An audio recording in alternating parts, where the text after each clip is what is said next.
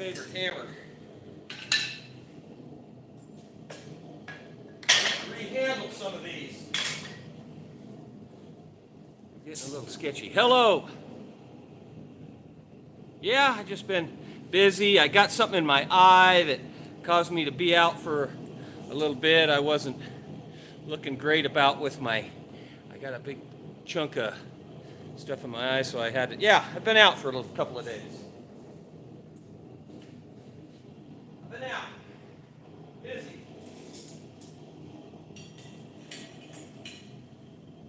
And I am doing so much stuff now. Now I'm so behind.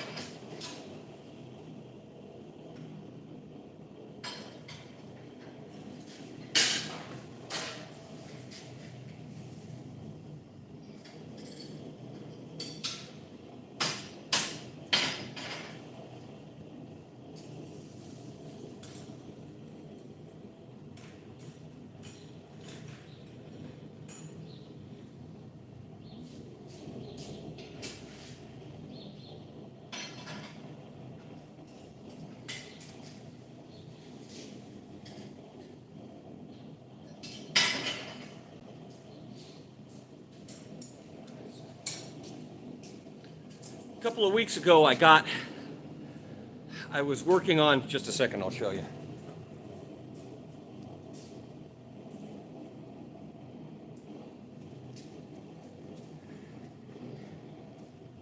I was working on one of these rabbits. And of course, there's a lot of welding and cutting and grinding and grinding and welding and grinding. And in the back and forth process, I didn't have my shield on while I was grinding on that rabbit, and I got a piece of something in my eye. And it happens. And a lot of times if it's metal, I can get it out myself. Well, it was very intermittent. I'd go a day or two and it wouldn't bother me, and the next day I couldn't even open my eye, it'd be all swollen up. So I fought it, thinking, because sometimes it'll work its way out. Well, it didn't. I finally couldn't stand it anymore, so I went to urgent care. And I had it, the doctor there, he scraped around in there and got about half a shovel full of stuff out of my eye.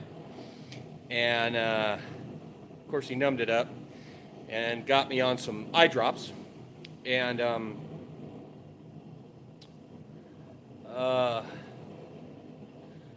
it was still hurting.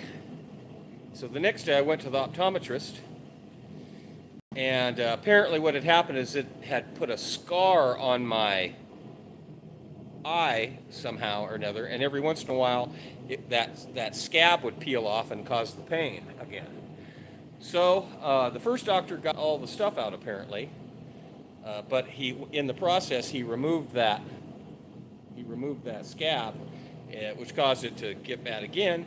And the second doctor said, oh yeah, there's nothing in there or nothing that's going to bother you, but it's probably that. So stay on the antibiotics for a week and see what happens. So that's where I'm at. But look what I got done in the interim.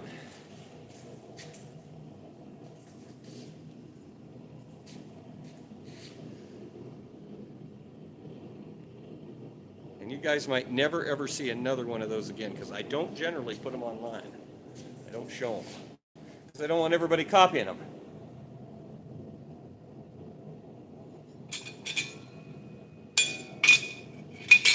So you might never see another one of those. So everybody was wondering about the heads of the rabbits.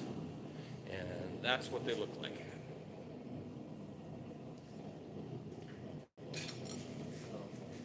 Anyway, that's why I've been gone. I've been recovering.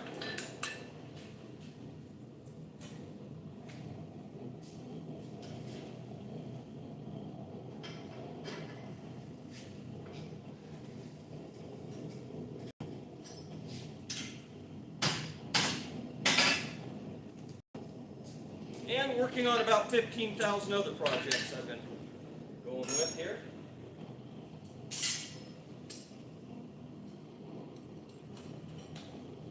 Ton of stuff going on right now.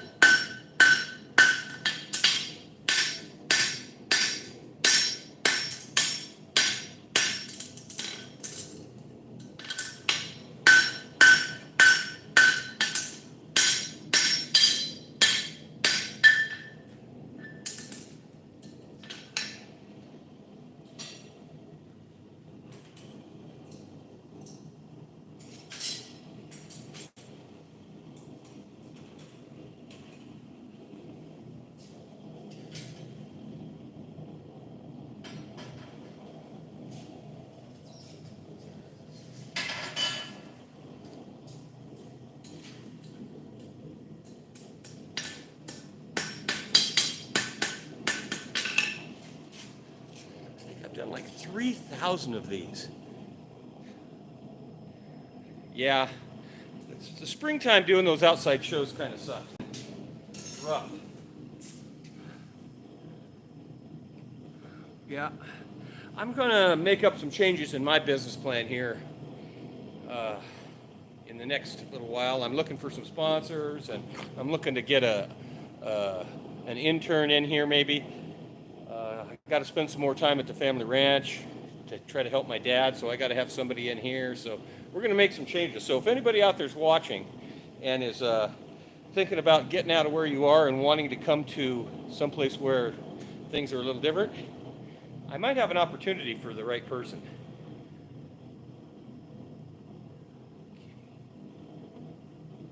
I don't think so. Nice. That's good. That's good.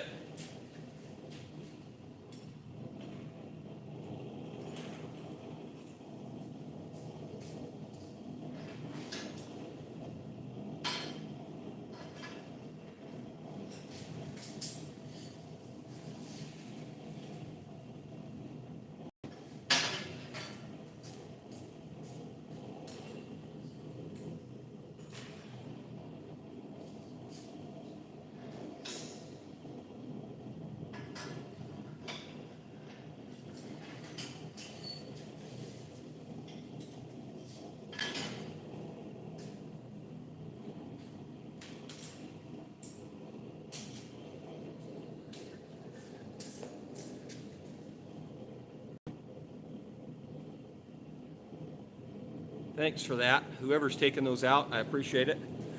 Thanks. Thanks for helping. Because I'm a little busy.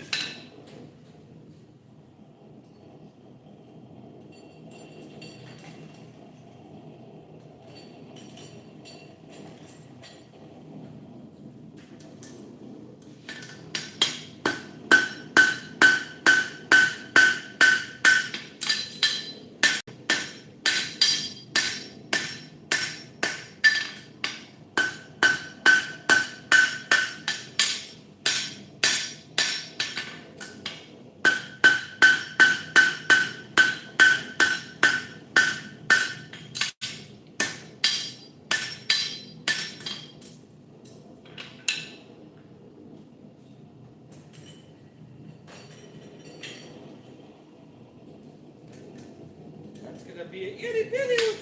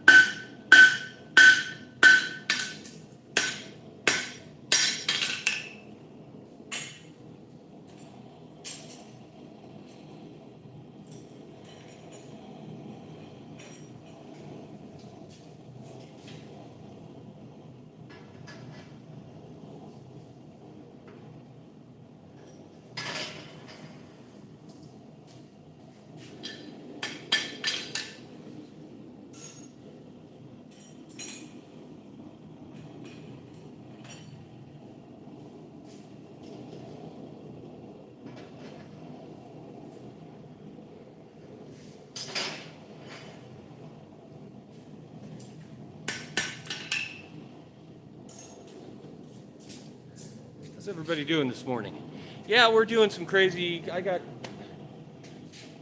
a lot of irons in the fire right now. So I'm working on a whole bunch of things. Leaf for the pole as well. I'm going to be interested. I'm probably going to be.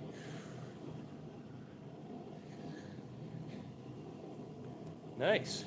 Yeah, I got a couple of big projects I got to be working on. I got two of these grates I've got to make. I'm doing some log wraps for one of the doctors in town. I guess one of the logs in his house is splitting and it's bugging him, so he wants me to wrap it. So I got a bunch of projects going on, and the way this is going, I either got to grow this business or I got to go do something else. So Cody is a happening place right now.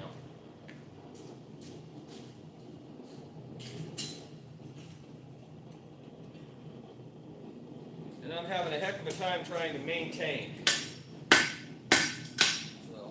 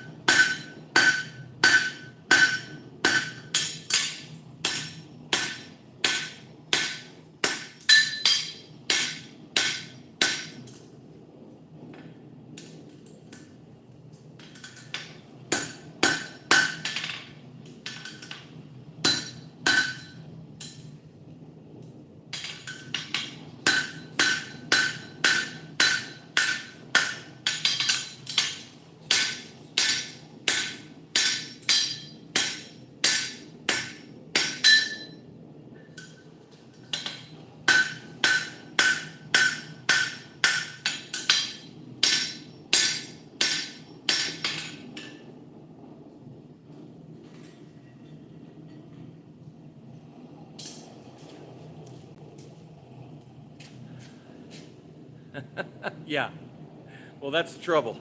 Is I'm out here in the middle of the prairie out here in the middle of Wyoming, and trying to find help it's trouble. There's a ton of people moving in here, but it's mostly retired people moving in here, and of course there's no young people that want to work, and I have a son, but this is not his passion, and he is following his passion, and I'm happy for him.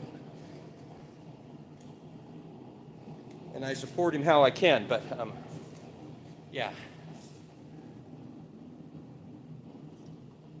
But I have a great opportunity here in Cody. Cody has I think in the next 3 or 4 years, Cody is going to double in population. And the people that are moving in here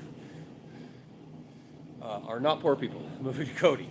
And they're all building custom homes, and they want the stuff that I'm selling.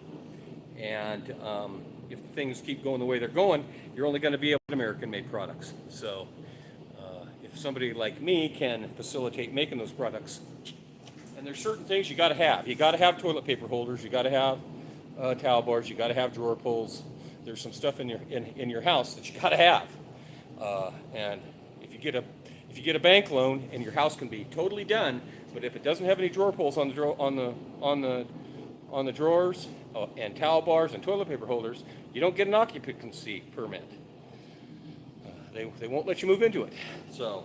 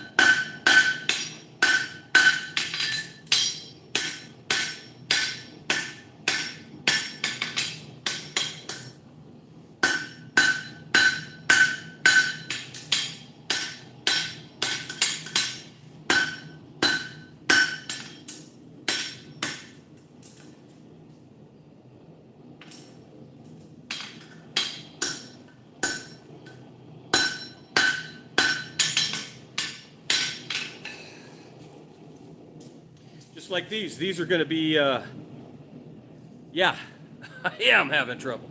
It went from 0 to, always happens after tax season. everybody's like, oh, I got my refund back. I want to do the remodel on my kitchen. I want to, I got to get some hat racks, like whatever. And so it always happens. I go through this lull from about 1st of February through April, and then whew, it always takes off. Yeah, it is, but I don't want to disappoint anybody either. So.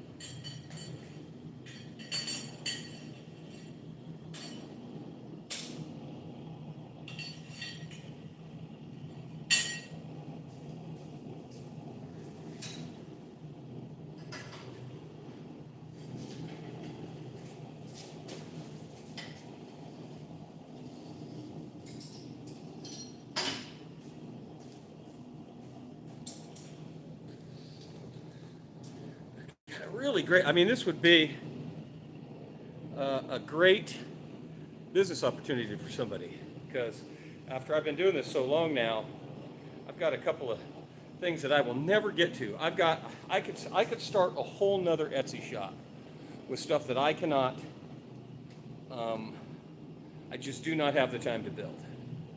And I would show somebody how to do that, help them get set them up with tools, give them a place to do it. If they would help me on the days when I'm not in this shop, they would be in here, just to answer questions and direct stuff. And if it was above an apprentice's way, they could help me. So it could be a really great opportunity, and you could start making money the day you get here. But of course, it's living in Cody, Wyoming, and you got to be here for that. So.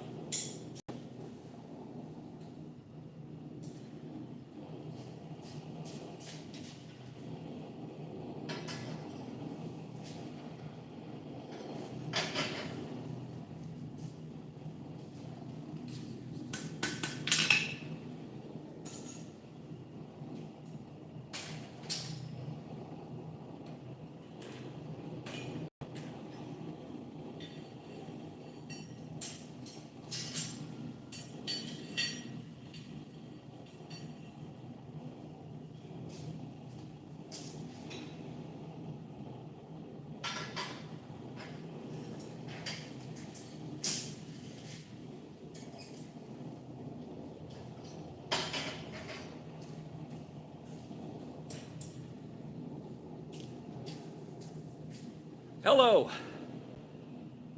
She's going. I'm busier than a one-armed bartender. And life is pulling on me a lot of ways between getting slag in my eye last week or 2 weeks ago. My girlfriend had arm surgery, so she's been one-armed, so I'm having to try to help take care of her. My dad is 82, and he's insists that he's going to keep farming that little ranch he's got, and so I'm having to go out there. So I'm spreading a lot of ways, and I'm not spending as much time in the blacksmith shop as I really need to be. And so, life, right? It's just life. That's how life is.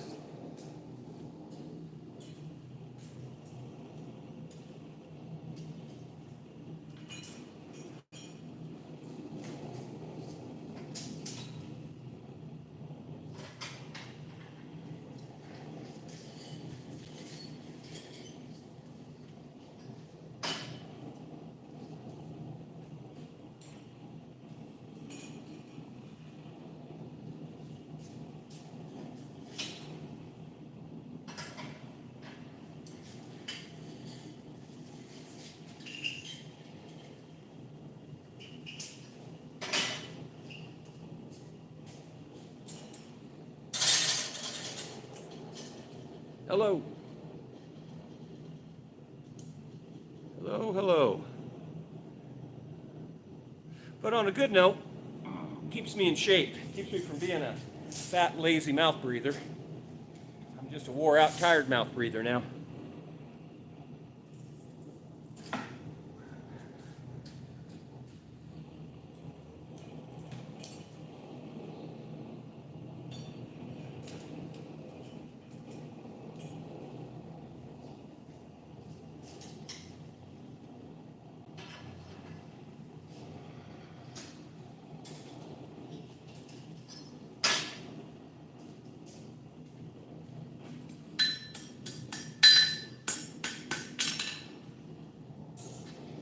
Sometimes life is just, it's a little like death by 1,000 paper cuts. You know, it's everything comes on, comes on, comes on, comes on.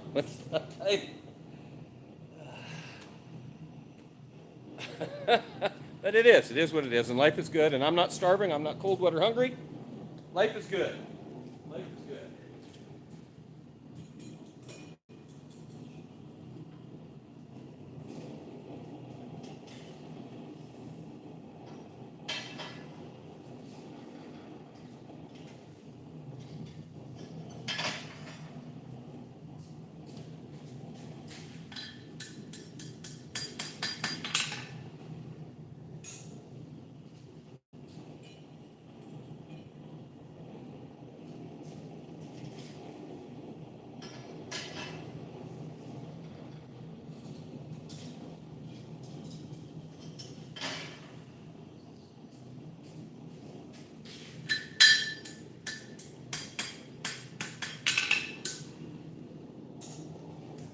But I am going to have to get an apprentice, intern, something. I'm going to have to get one in here because I just can't manage it by myself anymore. So it's just,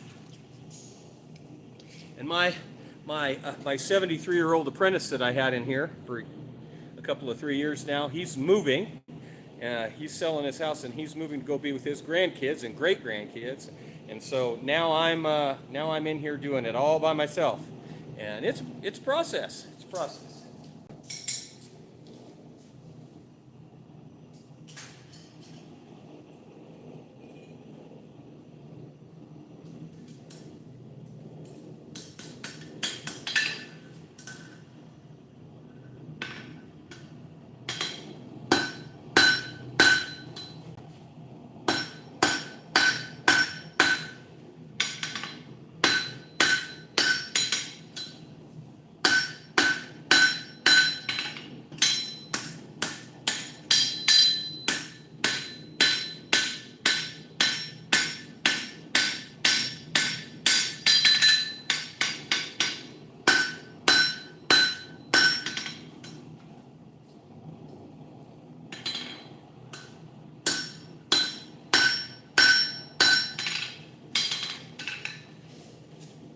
You know, I'm using, and this is one of those things that for a lot of people it takes them forever to figure out.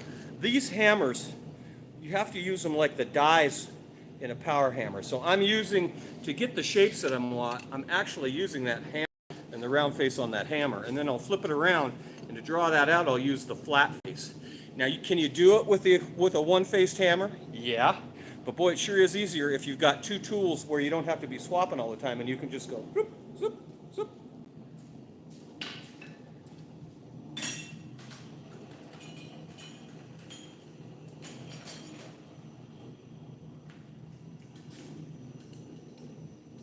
Grab that where I don't want it to bend. I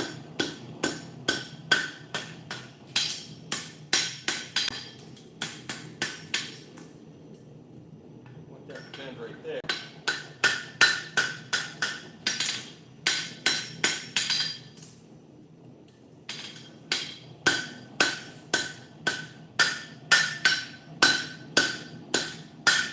Some of this you can get away with bending a little colder.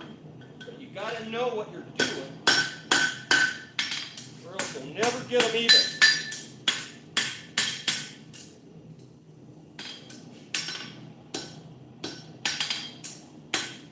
Helps to know where to strike them.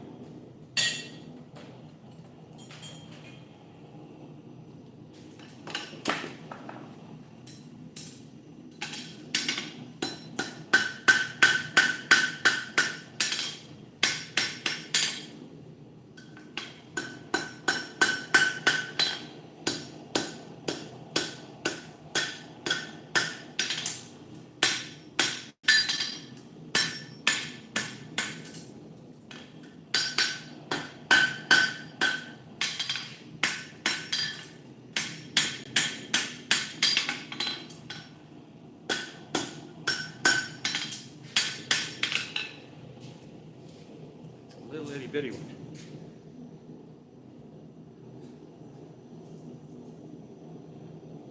They do. They do. Some of them do. So, not all power hammers are built the same. So this little one that I've got here, I've got all kinds of tooling for it. I've got knife making dies, but the good thing about a lot of these hammers that these guys are using are great big hammers, and when you're doing smaller stuff like I'm doing, they move too much material too fast. And so a smaller hammer sometimes is better because you can make up tooling. You can make up tooling for yourself for a smaller hammer like this in a few minutes. But you get a great big hammer, and by God, you better have everything together, because if you go to slamming something like this in a big hammer, a Samick, or one of those bigger hammers, that shit's going to come apart. So I generally use flat dies, and then I put tooling inside the hammer on top of the flat die. So I have drawing out hammers, and I've got all kinds of tooling that I can use. I would do these horseshoes in that hammer, but they won't fit. I'd have to completely straighten out the horseshoe and draw out the ends of it to do this process, and it's just not worth it. It's easier for me to just do them by hand. And there is something to be said for the physicalness of this. A tire hammer is hard. No matter how good your tire hammer is, it's a cyclical hammer. And so you can sort of get a one-strike hit with one of those styles of hammers, but you don't have the control that you have with a single-strike hammer like this. Now, for doing long draw-outs on round stock or square stock, where you're doing big, long draw-outs, a tire hammer or one of those hammers works fine. I have one here. I built myself one years ago. And in fact, I used it so much I wore it out. I need to rebuild it, and I just haven't had the time to do it. So for some things, those work really good. I use this hammer a lot as a press. I use it for pressing stuff, and it works really great for that. Yeah. You don't see, a lot of times, like a tire hammer, like a Spencer tire hammer, a lot of times they use spring fullers for doing long draw-outs. They'll either have a set of half-round dies, and you can get a set of combination dies for this where it's half a flat die and half a half-round die. So when you're doing draw-outs, you can use that half-round to draw that out. But a lot of people, and if you go back and watch my shorts, you can see the tooling that I used. I just did this tomahawk head last week or week before, and I used 3 different tools in this little power hammer to do this. And this tomahawk is forged out of this piece of rifle barrel blank. So this was made from this rifle barrel. And I used several different tools in there to get that way. So, but it's hard to do on a cyclical hammer like a tire hammer. That's why I built myself one, and like I said, I used it so much I wore it out. The bearings are all wore out in it. But it's kind of a specialty thing.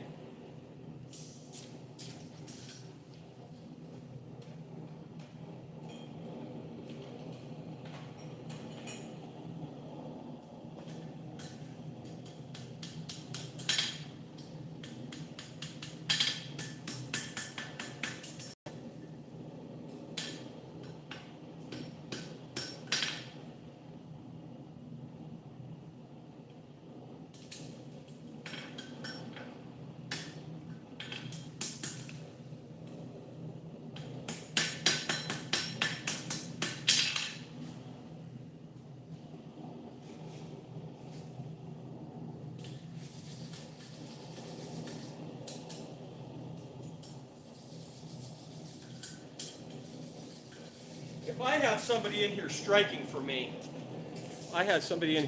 for me, and helping me draw the heels out on these horseshoes, I could do 20 of these an hour, which would triple up my production.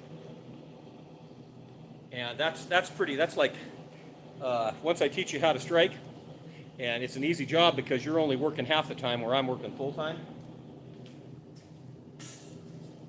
So, here's how busy I am. I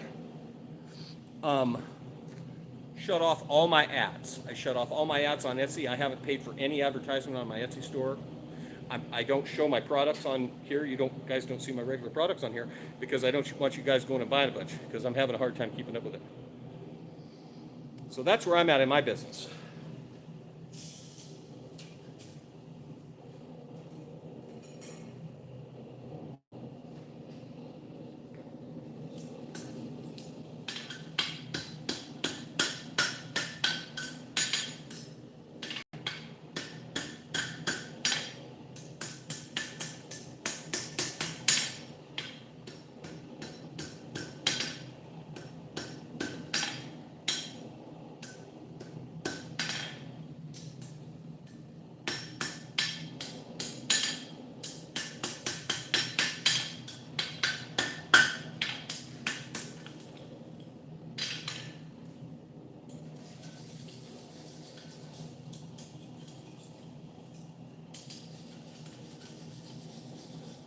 So it's kind of like this.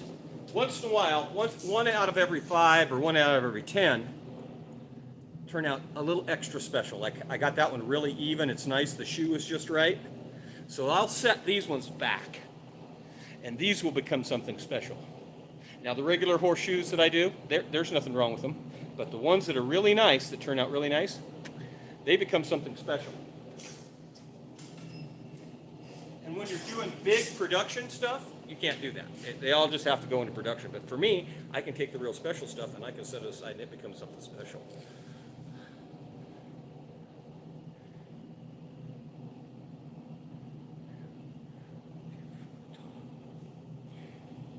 Okay, just a second, I'll show you what I got here. I got one kind of, I got a spring fuller here somewhere.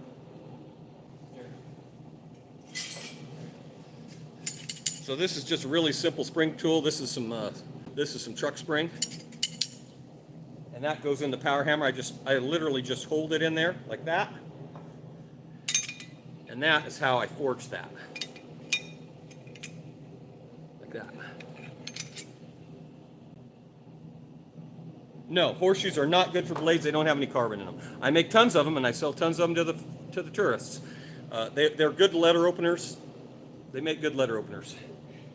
They're kind of a novelty. They make a novelty knife pretty good.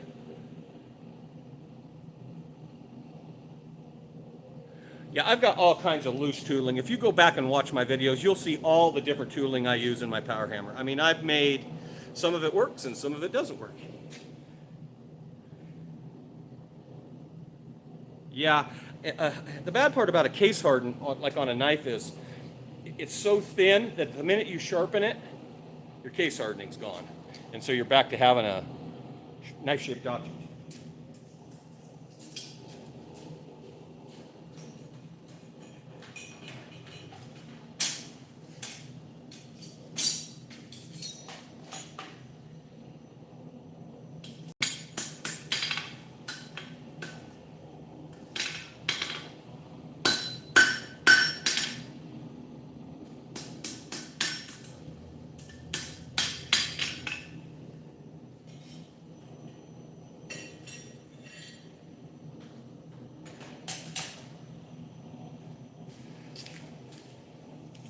I really, really would like to get an intern in here. I'd like to get somebody who has a passion for it as much as I do, enjoys doing the video stuff, and yeah, it'd be great if I could find somebody.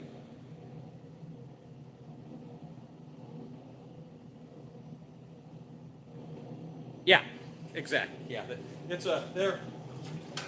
and I've made thousands of them. Hoof picks out of horseshoes, thousands of them. And I'm not exaggerating because I got this power hammer. I can do 50 or 75 of them a day. It's like pulling toothpaste. When you get them hot and you run them through this power hammer, it's like squeezing toothpaste out of a toothpaste tube. You can really make them when you get them hot.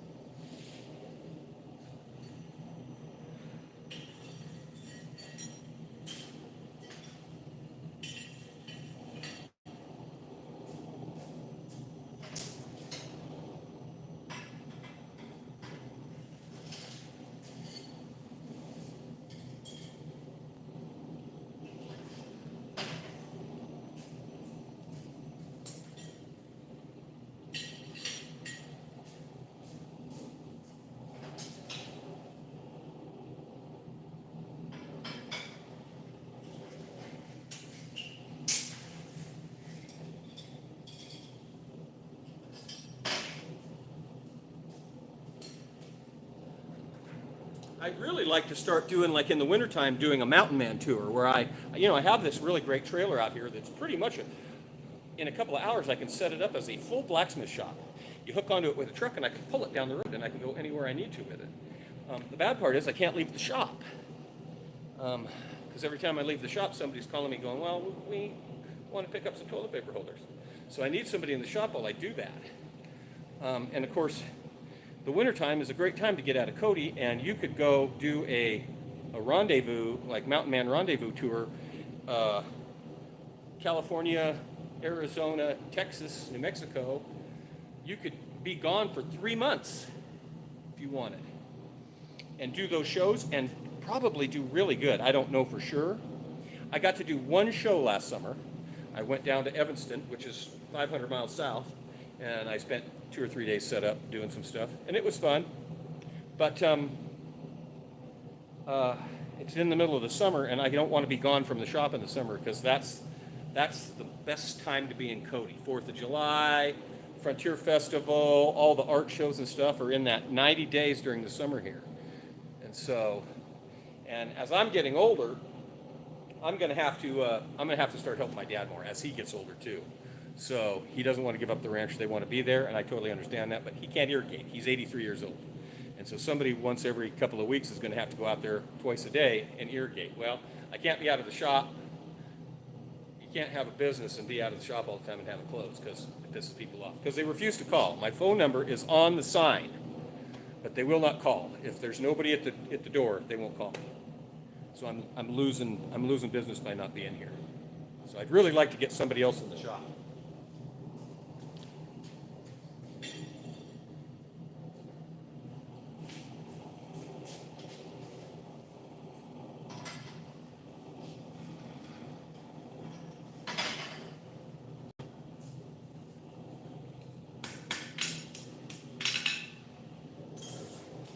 So how would you like to have free rent on a totally built blacksmith shop?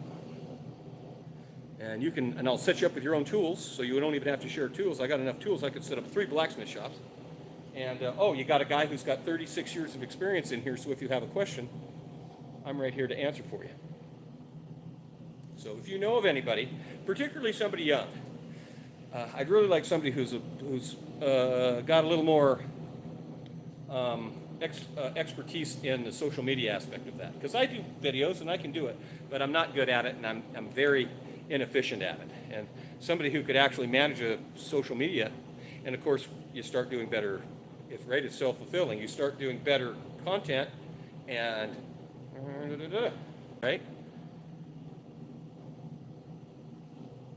Yeah, literally in one. If somebody was here, I could put them to building nails, and they would sell all the nails they could build until they got sick of selling nails. And then I would teach them how to build hoof picks, and they would sell hoof picks until they got so sick of building hoof picks and selling them. And I got about 40 other products that I could show somebody how to produce, and I would just go do it. Here's how you do it. Here's how you market them.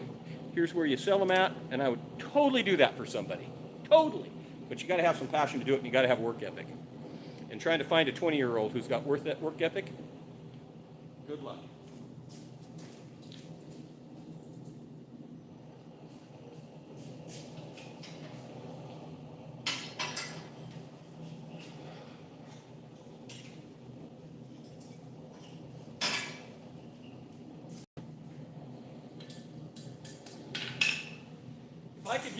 If I could just get somebody in here who would follow me around while I'm doing these lives, where I could actually show you guys up close and personal what I'm doing, who could put this phone on a gimbal and follow me around in here, there's an opportunity for somebody to make a living just doing content. The bad part about Cody is, compared to other places in the United States, it's expensive to live here. Rent is expensive here. It's like living in Park City, Utah, or someplace like that. But I could probably even facilitate that for the right person. I could probably facilitate a living opportunity for somebody. And I can't pay. I'm not, because because here's how this has always worked for me in the past. I get an employee, and all I end up doing is making a living for somebody else, and it just creates more work for me because I'm always having to redo it's kind of a bad. I would really like to get somebody in here who learns that quality matters, and if the people don't like the quality of your work, you're going to starve. And so you have to have integrity and a work ethic, and some of that stuff I can teach, but a lot of that stuff comes from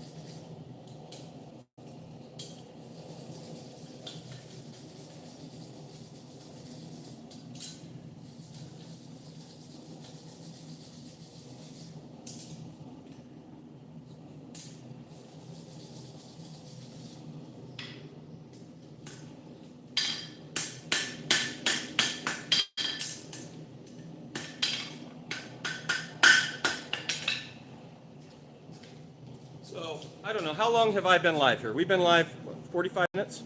So, with the little bit of forging that I've done now, I've done about retail price. I've done probably $200 worth of forging today in 45 minutes while I'm bullshitting with you guys.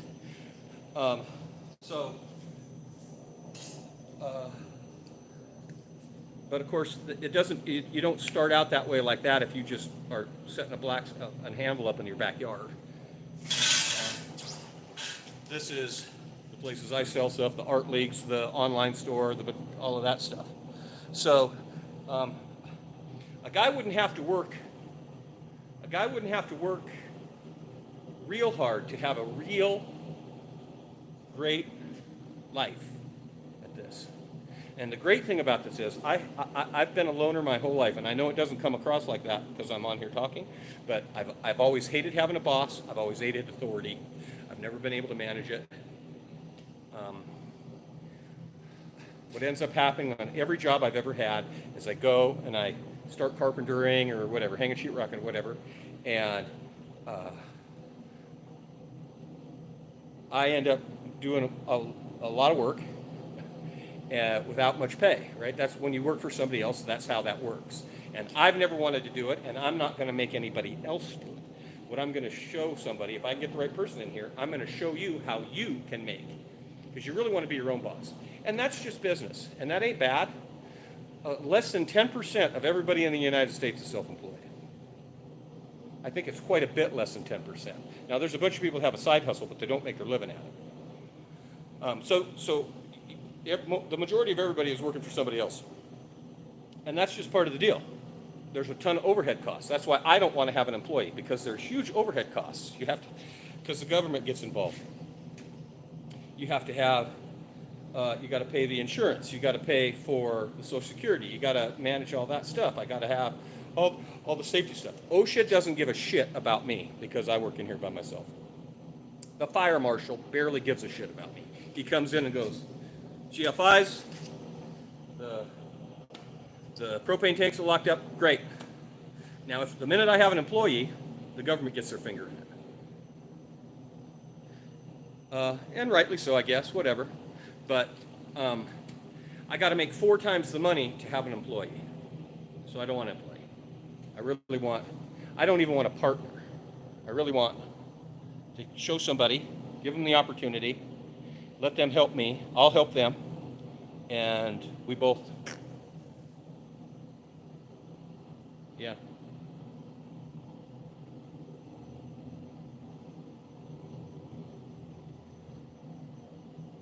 Yeah. Yeah, and here's the thing. If all of this trade stuff, when all of this settles out, because we haven't even seen the beginning of this yet. So here's what happens. And this is kind of important because I am the proper age. Okay, so when in the 60s, there was an American guy, and I can't think of what his name is, who developed the cargo container. Because before you were my age, 1971, I was born in 71. So in the 60s, 50s and 60s, every piece of anything that came from China, came from New Zealand, came from anywhere, and went anywhere else, it was literally put on a boat one by one. So you would take a bag of grain, you would put it in, bring it to the port, lift the bag of grain, or whatever, steel, coal, whatever. Well, this guy, Seaway was the original company, made a container, a modular container. So the container can go on the ship, the container can go, and that all happened in my lifetime. And it changed everything. And then, of course, all of the trade stuff happened in the same time. Oh, we're going to tariff because their labor's so cheap, whatever, whatever. So that changed the whole thing. I came of age in that time. But now maybe we're going back. And you're going to start seeing, steel is a perfect example. So I buy quite a bit of tubing. Now I can buy American-made tubing or oil field well pipe. Here's a great example from right here, oil well pipe. So you can buy American-made oil well pipe that costs you well casing. Big round well casing comes in 40-foot lengths, 60-foot lengths, 20-foot lengths. American-made well casing is, I don't know what the price is. Back in the day when I was buying a lot of it, it was, American casing was $65 a foot. But you could buy Chinese casing for $28 a foot. Okay? Well, that's where all the tariff stuff started happening, right? But if this actually goes on, what's going to go on is there's going to be a place for American-made stuff. And because the toilet paper that I build and I sell for $25 or $30 is really nice, and it's one of a kind, and I've made every component of it. But most people don't want to spend that money. They go to Walmart and they buy a $5 plastic one. But if the plastic one starts costing 20 bucks, and I'm selling mine for 25, well, the $5 difference doesn't make much difference. And if for $5, they would rather support me than pay somebody in China. So things are changing, and I'm hoping that they're going to continue changing that way. I never thought that I would sell. Let me grab a drawer pull. I think I got one here.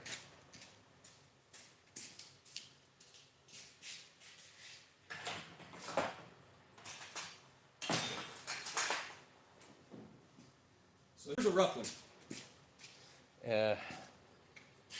These are drawer pulls made out of old used horseshoes. These ones haven't been cleaned up yet. They're still rough. It's a drawer pull. You got your drawer front. This gets screwed to it. That's the handle to pull the drawers out.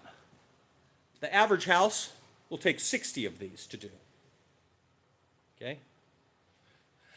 I never thought that I would sell these locally in Cody, Wyoming.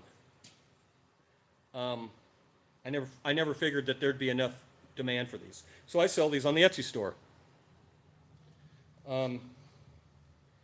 My price for these is very comparable to something very fancy that you can get at United Builder Center, Home Depot, Ace Hardware. Ace Hardware sells. They all are the same function. They all do the same thing. You hook it to the front of the drawer. It gives you a place to take your greasy fat fingers and get a hold of it and pull your drawers open and close. Takes about 65 or 70. Big house will take 75 of them. Takes about 35 to do a kitchen. Okay? I took a demonstration board, one of these that I have like back here where I've got these gun racks displayed. I took one down to the cabinet barn in Cody here. Now she does custom cabinets. She orders custom cabinets for houses. I gave her a few. And she put the horseshoe ones on the cabinets that she's got in her shop. God bless Katie Van Deer. Because I think Katie has probably, in the last 5 years or 6 years that I've been in this shop, has sold damn near 500 of these for me. That I didn't have to ship. That either she bought them from me and she sold them to her clients, or she didn't want to deal with it and she just sent her client up here to look at. Now I do about 3 or 4 different versions of these. Are you going to make a living off of drawer pulls? Well, maybe somebody could, but God damn, that's boring. I get sick after I do 35 or 40 of them. I get pretty sick of it. So I do a ton of other stuff too. But there's an opportunity there in some other town, in some other place, to do something like this. And I could totally teach somebody how to do it. And I'd do it for free if they'd come in and help me.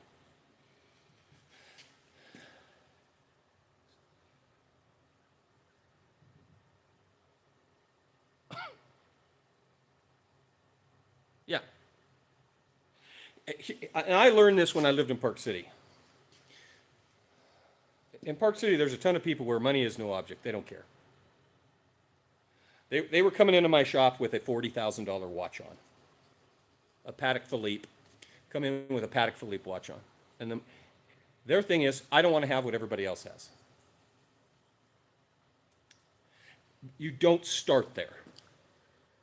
You start with doing toilet paper holders, because every house needs 2. Every house needs 2 toilet paper holders. Hello. And so you start doing toilet paper holders, or something, whatever, fireplace poker, whatever. I started doing toilet paper holders because it was like, well, hey, every house. I had the perfect business model. For 25 years, I had the perfect business model. They paid me to take horseshoes, brand new horseshoes, and put them on the horses. I would nail the shoes on the horses, and then in 8 to 12 weeks, I would go back and I would jerk those shoes off of that horse, and they would pay me. They pay me both ways. They pay me to put the shoe on the horse. They pay me to take the shoe off the horse. I get paid twice. Then I would take the horseshoes and I would make stuff out of the horseshoes. And I would sell the same horseshoe that I've already been paid twice for, and I'd sell it back to them as a hoof pick, a drawer pull, a wine rack, a gate for the front yard. I did. Now, it won't scale. You can't scale it. You can't take that and turn it into something that you're going to sell at Walmart. It doesn't work. Because it doesn't take very long before you're running out of used horseshoes. But for a single guy like me, does it look like I'm starving? It works.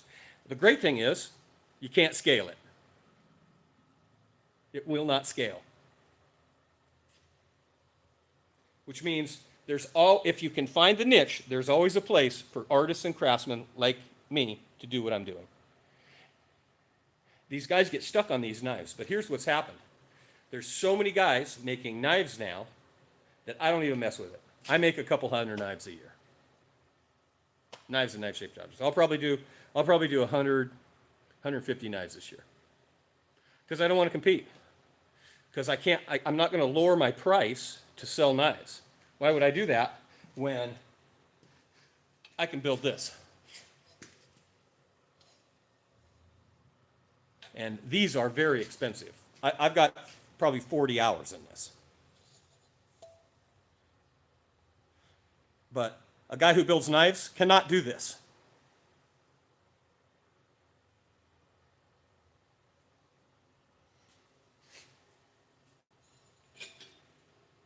So there's a place. I started this before the internet. And buddy, let me tell you, it was rough. That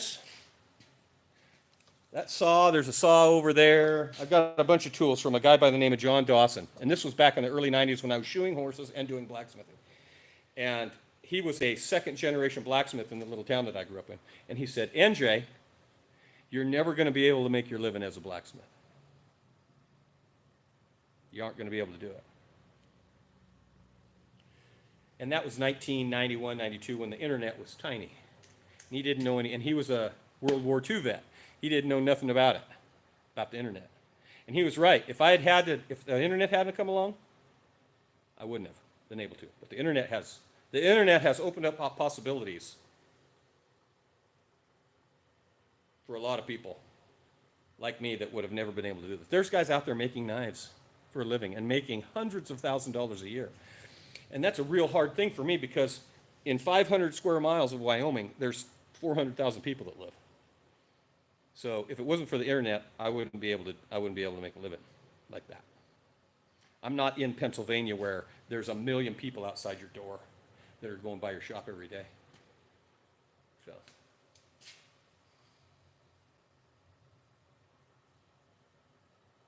Yeah, and I do a few rasp hatchets, but I can't sell them for enough.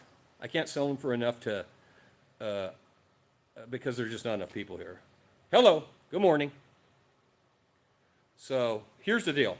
I make tons of these, and I make tons of hat racks, and that's what pays the rent. And that allows me to do my arty stuff, the stuff that the real fun arty stuff. That allows me to spend time doing the stuff that I like to do. I'm not reliant on this kind of stuff to make a living for me because this is paying the rent. These drawer pulls are paying the rent. So, but you got to learn it. And to start from zero, like some kid out of college starting to zero with his balls in his hand, has no idea. It's rough. But if somebody like me, if you come into the shop and we are talking like this every day, man, you're already ahead of everybody else. I can tell you what works. I can tell you what doesn't work. I can show you the easiest way to do stuff so you're not wasting your time fiddle farting around. And then if you decide you want to build knives, then now you're not, got to get up and do it. Because that'll make you hate it. I still make knives. I do quite a few knives. Yeah. But think about how much farther somebody is ahead if they would have had somebody go, hey, don't bother paying for that ad. Don't spend $1,000 for that advertisement. That's not the kind of people that you're looking to talk to. Instead, spend your money over here. Or, oh, you don't have any money and you need to promote your business? Well, that's really easy. You're going to go to the principal of your local K-6 school, elementary school, and you're going to say, hey, I'd love to do a demonstration for your kids. And now you get to talk to a whole bunch of kids who are like, wow, he made fire and it was awesome. They have something called Wyoming Day here in Wyoming. And I used to set up for Wyoming, when I had free time and I wasn't so busy doing what I'm doing, I'd go set up for Wyoming Day. And I was teaching the kids how to blacksmith and about blacksmithing and history to kids that I went to school with their parents. And then they were going to the parents and going, hey, well, the next year, their parents were there watching me do this. And then it turned into a father-son thing. And then a much better use of my time than working extra hard to pay for $1,000 of advertising. Yeah. Well, somehow or another, you have to get yourself known. Because if you're just standing in your garage and you're just doing something, nobody's going to know what you're doing. So somehow or another, you got to get your product, this draw knife. You have to show this draw knife to somebody. So either you're spending time online doing it, you're paying for advertisement, you're paying I'm paying 35% to sell this knife at the local art league. I have a store in town. I split the money with her even on some stuff, but she's on Main Street in Cody in the middle of summer, and she sells a lot of my stuff, but I split the money with her. Well, that's expensive. So I'm very selective about the stuff that I take to her, because the real time-intensive stuff, she doesn't get it sell. But this is the kind of stuff that a lot of people don't ever think about. They just, oh, I'm building these knives, and I got $20 in one of these knives, and I'm going to sell it to her, and she's going to sell it to somebody else, and she's going to double the money. Well, instead of that, why don't you do the horseshoe knives? Send her the horseshoe knives, and then if they want something really fancy and nice that you get a lot of time into, then you have her then she sends them to you, and you get to keep all the money.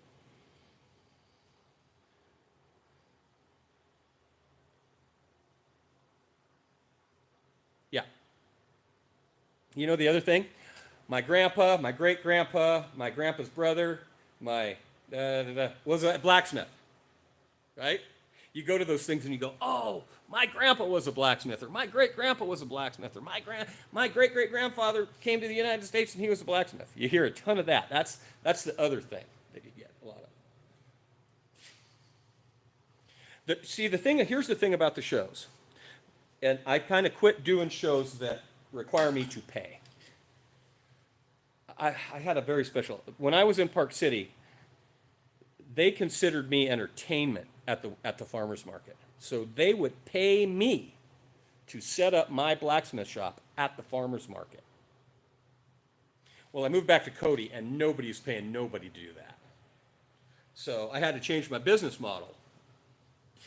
Yeah, I would do 2 farmers markets a week when I lived in Park City all summer long. They would pay me, this is 20 years ago, they would pay me $75 a day.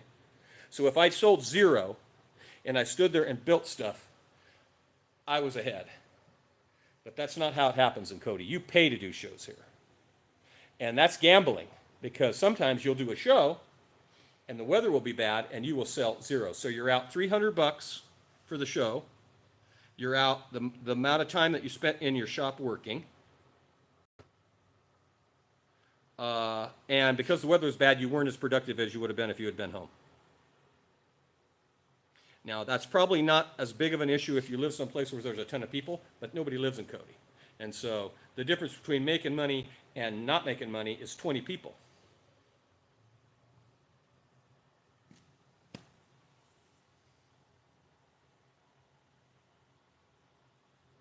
So anyway, but this is all stuff that some people learn from doing, like you are learning that. But if I had somebody in the shop, I could just show them. I could just show them that. It's like, okay, look, you can spend a week gathering up your shit, put it on a trailer, and go into the Metra in Billings, Montana for the Northern International Livestock Expedition. The booth costs you $500. Now, either you're going to sleep in your truck, or you're going to get a motel room, food. You're out of the shop, so you're missing the potential money that's coming into the shop.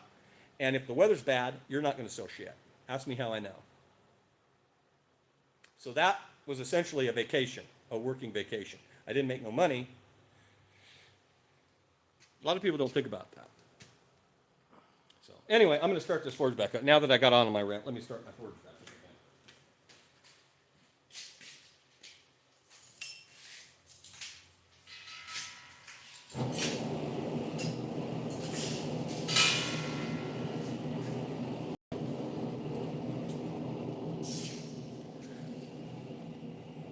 Yeah, $30 a space. You know, the hard part about that is the minute you start doing that kind of stuff, it doesn't. People are green with envy. A lot of people don't like to see you succeed. So they'll turn you in. Oh, well, he doesn't have a business license. Does he have insurance? Oh, we're going to get the fire marshal to go and check on him. So you have to really be careful. You have to be really careful about who you're showing up for, because the minute the government gets involved, they're going to be in your way. Because I can tell you this from 36 years of doing this. The government is not your friend as a small business owner. They act like they are, but they're not. Well, they want you to be a business, but they are not out to help you. When I had my blacksmithing truck parked off of 1/2 block off of Main Street, the city did everything they could to keep me from doing that, because there was a real estate agent next to me who didn't like the smell of the coal smoke. Now, by me being there and pounding on steel out in front of that building 4 days a week, I was bringing hundreds of people past his business that that would have been potential clients for him.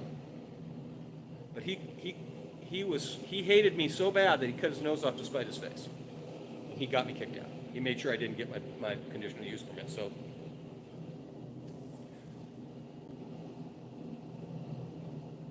well, the cop would say that until one of the city council guys called him and goes, "Hey, get rid of that guy, because he's going to do what his boss says." And if the mayor calls and goes, "My brother's a blacksmith and I don't want him competing with my brother," you're gone, dude.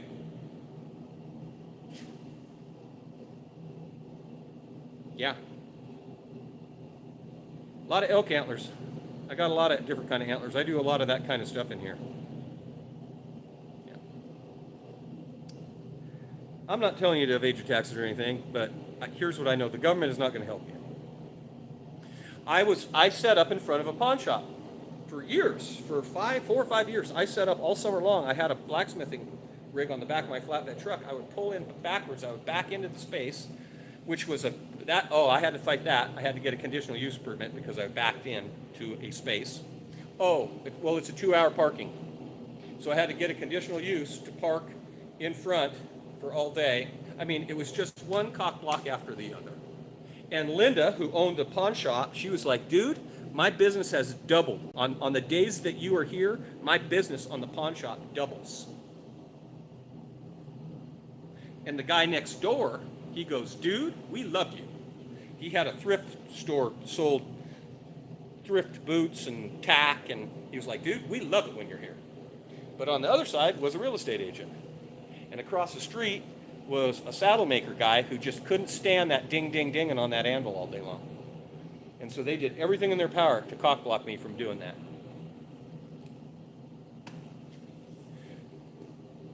So you just got to be careful. And this is all the lessons that somebody like me can teach somebody. Like, I can show you how to navigate that and get away with that.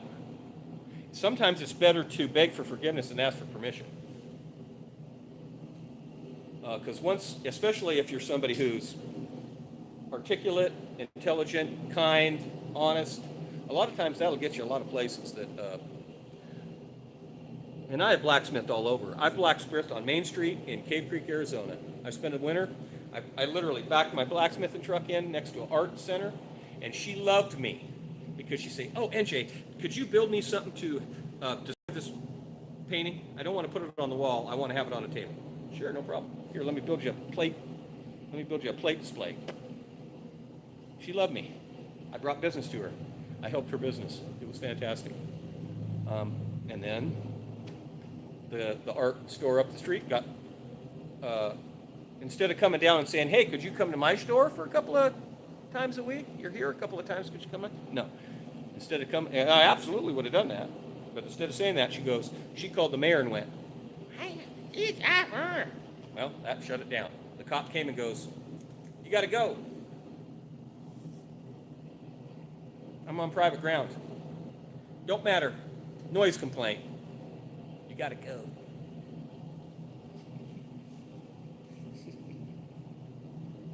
So what I'm saying is, there's a price.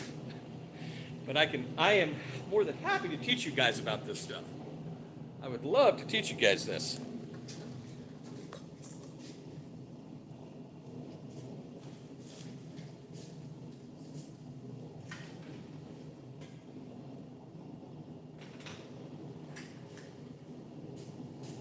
I don't really sell anything out of my shop.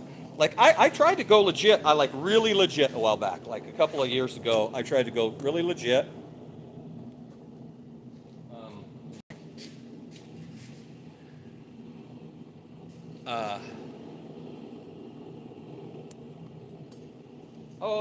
I had a business license stuff when I was down in Utah.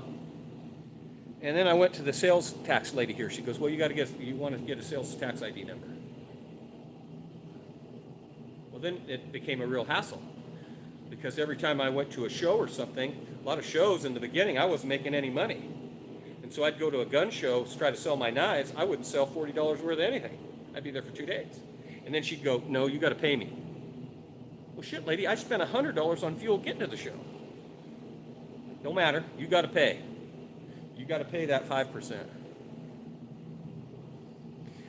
She harassed me. I was mailing stuff one day at the post office, and I had my truck. I had the truck, and I have a display board on the side of the truck with all the stuff that I built. She came up and goes, "How much are those? How much are those? How much are those?" I go, "That's all display. I don't sell that stuff.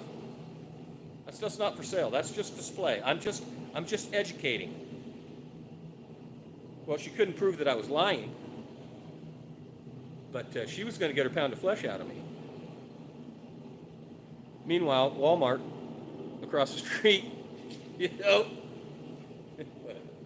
just the government is never your friend. They're never your friend. And in some, they might rescue you in a bad situation, but 9 times out of 10, they are not your friend.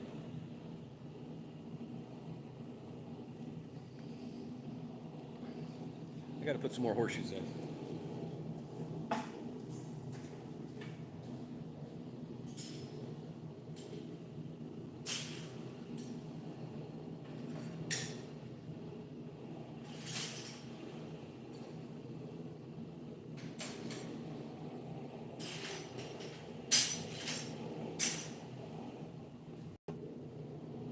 I'm going to show you the fastest way to get these nails out of these horseshoes. I just did a video on it this morning. I've never showed this before, but I'm going to show it because I like to help you guys, but I don't want to give you all my tips and tricks.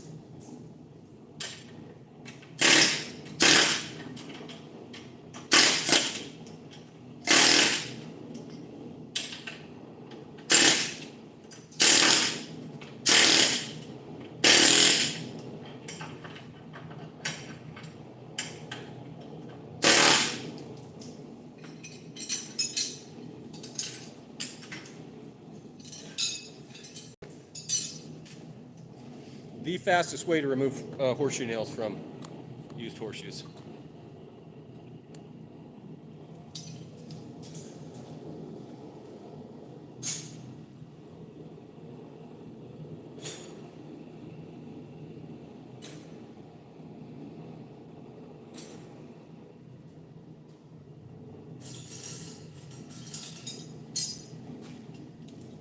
So there's the hearts.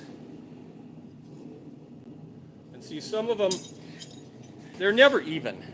A horse is just like a human. They wear one side of the shoe more than others, and every horse is a little different. So once in a while, most of them turn out like that. And that one's all right. I mean, right? But then once in a while, you get one that's just like, that's really nice. So this one will get set back and be made into something special.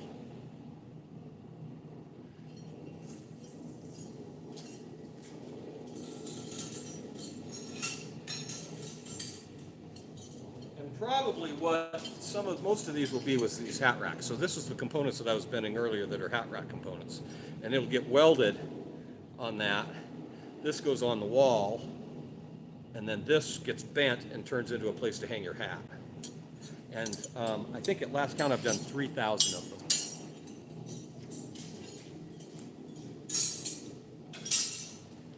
And that's just the ones I've done on Etsy. That's not counting the ones I've done locally and at the shows and everybody who just comes in with a $20 bill and says, "I need a," and I'm like,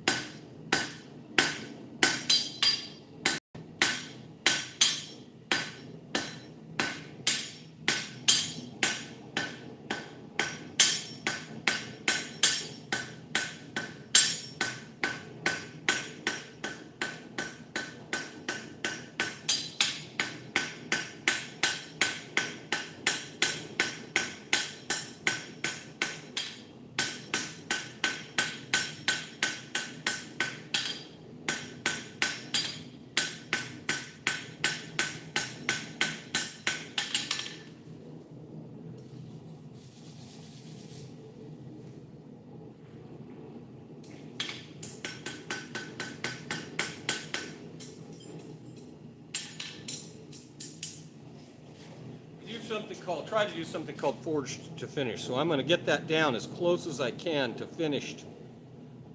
And that saves me from sanding and grinding.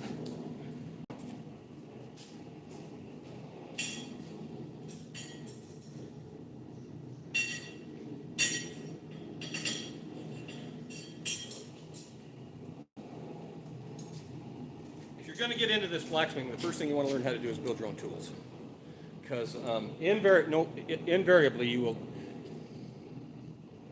well, there very well might be a time coming very soon where you need a set of tools and you aren't going to be able to get them because they all come from China. And so, number one, it's just, there's something about using your own tools anyway that is more fulfilling, but there might be a time when you aren't going to be able to get tools. And you're going to have to learn how to make them. And I make virtually every tool I use in this shop I make, other than, I used to make hammers, and I still make hammers occasionally, but you know, even my anvils, sometimes I make them.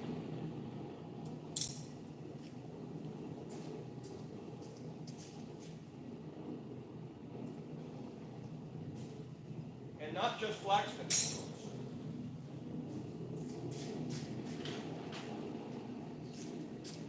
So I do mountain man stuff, right? I'm doing mountain man stuff. So this is a ladle that I use. It's got a place for a handle. I just hammer in a wood handle. I melt the lead down and I turn it into these ingots. These are lead ingots, and all the mountain men need them. Mountain men need them to feed their black powder rifles. And so I take trade all the time. I'm taking trade on different stuff. Lead, flashing, whatever, and I melt it down in this, and then I've got a mold, and I make these, and these are a great size for mountain men, guys, because they're easy to carry and you can chop them with an axe. You just chop those into pieces for an axe. So if you only need 4 or 5 balls, you can just chop pieces of that off, melt it in your crucible, your little melter deal, and pour round balls.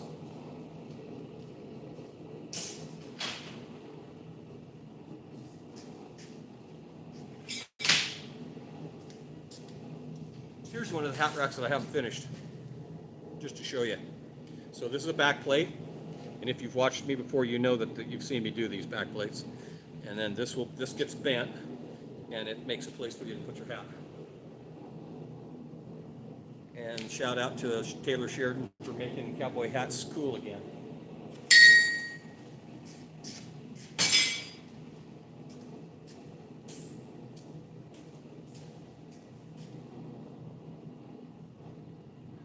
Thanks for sticking in. Yeah, I've got elk mountains. Here, I'll show you some of the other.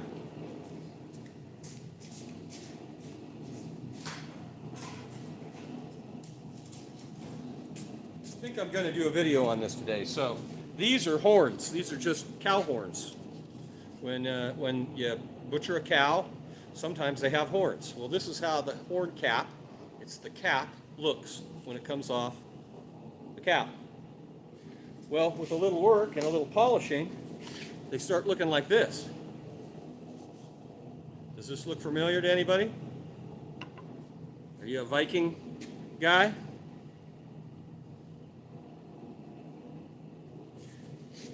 Or how about well, here, I got one right here.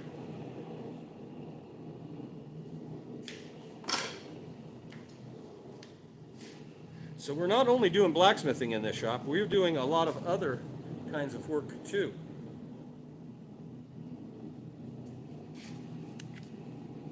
Powder horn. And so like I said, I could have a whole nother Etsy shop with the stuff that I don't sell on my Etsy now, that's kind of specialized, that doesn't really fit into the Etsy shop I have now.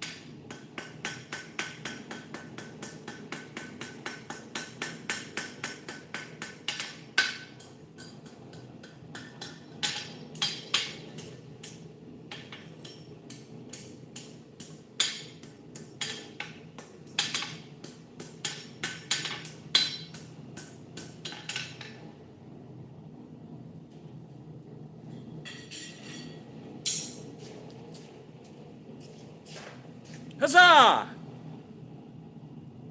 Thanks for the likes, everybody. Appreciate it. Man, hour and a half, seriously?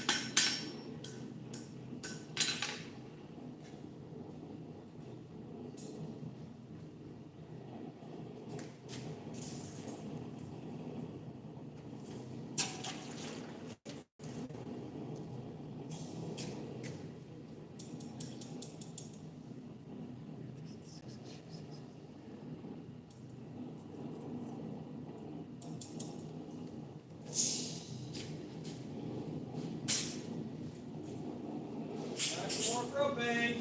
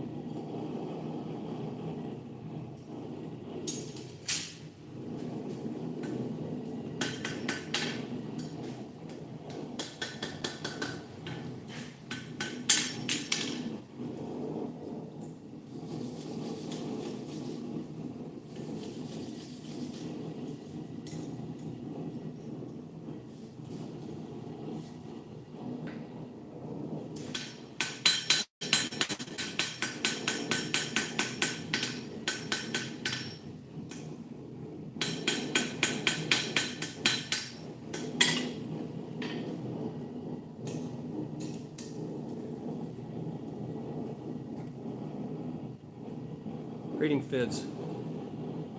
Balls. So.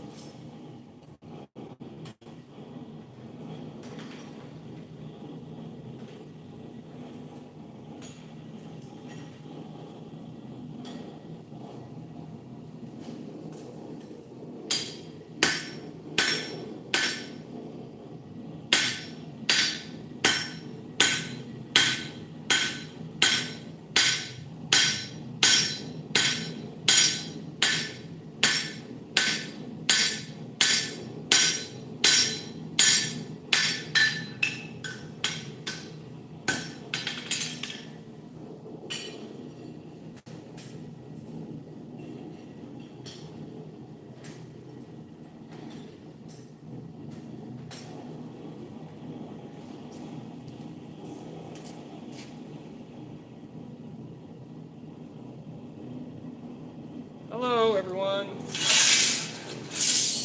like to kill myself. I mean, rolling around. Hey, round steel is rolly. Did you know that? Don't stand on round steel. It'll roll out from underneath you.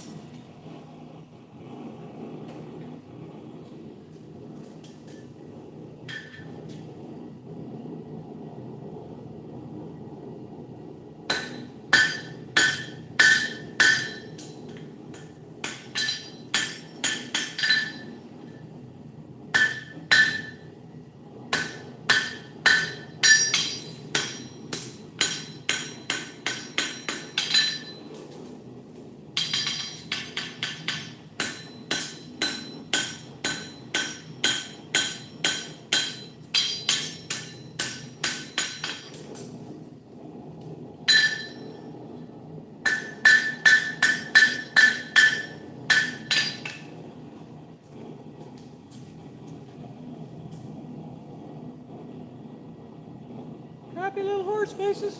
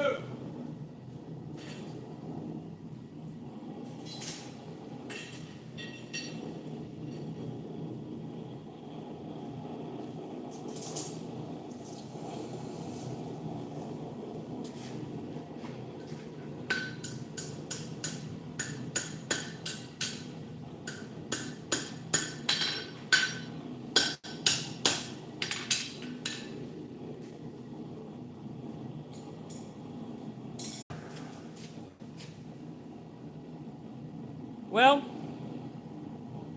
I just got about 8 more hours of this. It's been pretty quiet in here. Nobody's asking no questions or saying nothing. Anybody got a question, comment?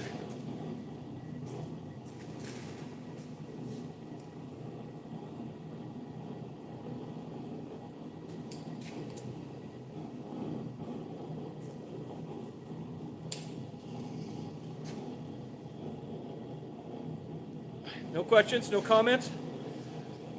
We're 1 hour and 37 minutes.